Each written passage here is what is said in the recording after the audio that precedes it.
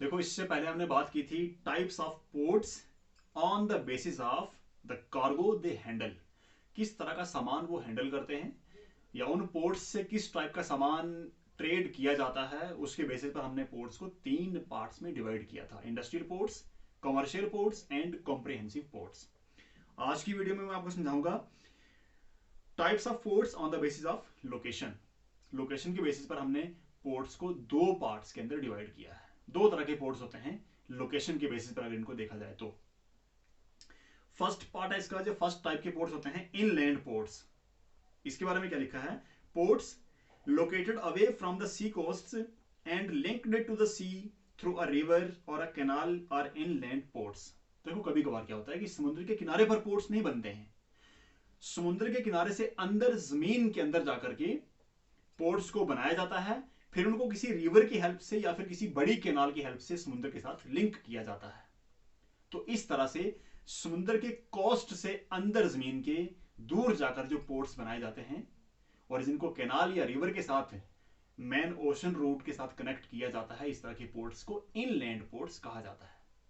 बात समझ आ रही है आपको कि जहां पर समुद्र का किनारा है वहां पर पोर्ट को ना बना करके लैंड के अंदर इसको बनाया जाता है, तो इस तरह के पोर्ट्स को इनलैंड पोर्ट्स कहा जाता है।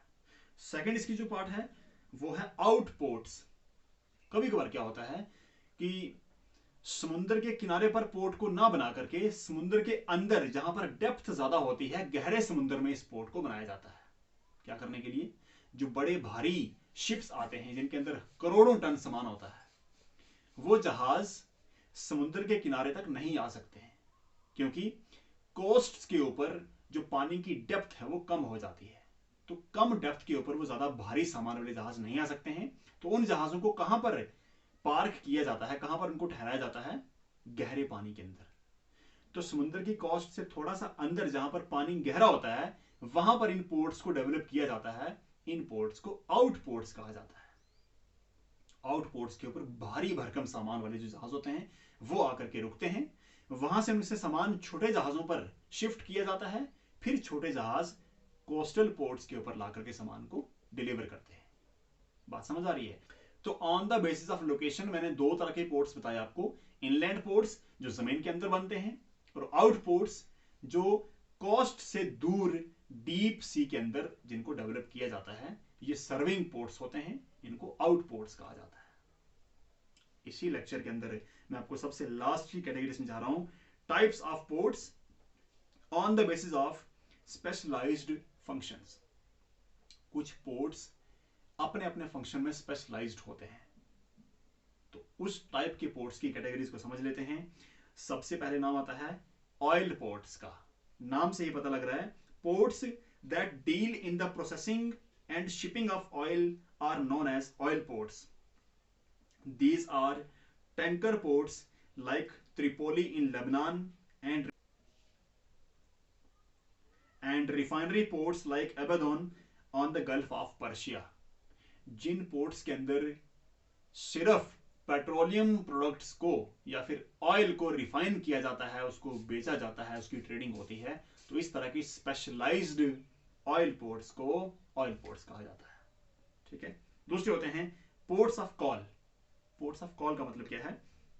Ports which originally developed as calling ports on main sea routes where ships used to anchor for refueling, watering and taking food items are called ports of call। देखो क्या होता था, जब जहाज बहुत बड़े बड़े डिस्टेंसेस को कवर करने के लिए निकलते थे ना, तो रास्ते में इनको फ्यूल भी खत्म हो जाता था। कभी कभार जो खाने पीने का सामान था वो भी खत्म हो जाता था। कभी कभार इनकी रिपेयरिंग करनी होती थी।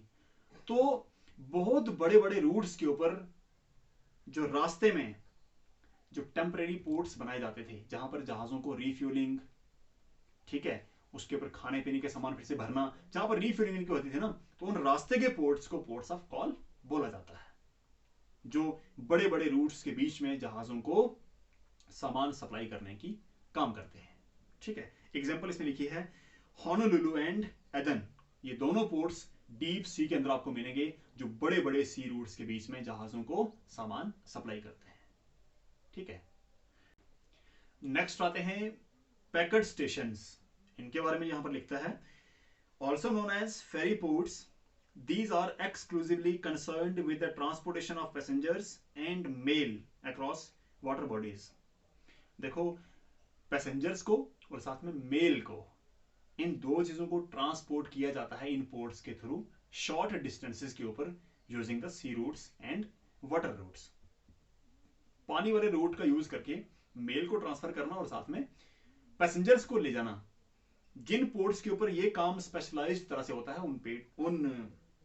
उन पोर्ट्स को पैकेट स्टेशंस कहा जाता है। ठीक है, उसके बाद है इंटरपोर्ट्स। ये इंटरपोर्ट्स क्या होते हैं? These are collection centres where the goods are brought from different countries for export. Example, Singapore is an interport for Asia. Interports क्या होते हैं? ये कलेक्शन सेंटर्स होते हैं। दुनिया भर की कंट्रीज में से सामान इन पोर्ट्स पर मंगवाया जाता है, फिर यहां से आगे बेचा जाता है। तो ये कलेक्ट करते हैं और आगे बेच देते हैं। कलेक्टिंग सेंटर्स होते हैं, यहां से सामान को कलेक्ट करके आगे फर्दर एक्सपोर्ट किया जाता है या बेचा जाता है।